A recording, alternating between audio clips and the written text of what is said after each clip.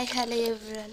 మీలో ఎంతమంది ఇలా మజ్జిగ మీద వచ్చిన తొరకని స్టోర్ చేసుకుని ఇలాగ తొరక కొట్టుకుని నెయ్యి తయారు చేసుకుంటారు ఇంట్లో? మాకు కామెంట్లో తెలియచేయండి.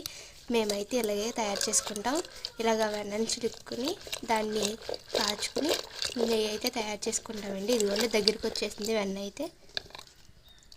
దీన్ని ఇప్పుడు తీసేసుకుందాం.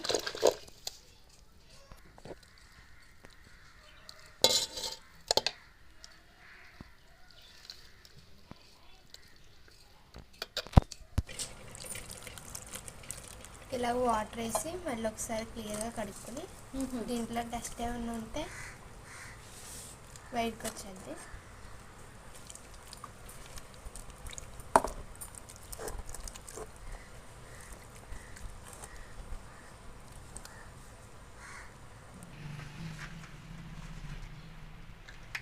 పొయ్యి మీద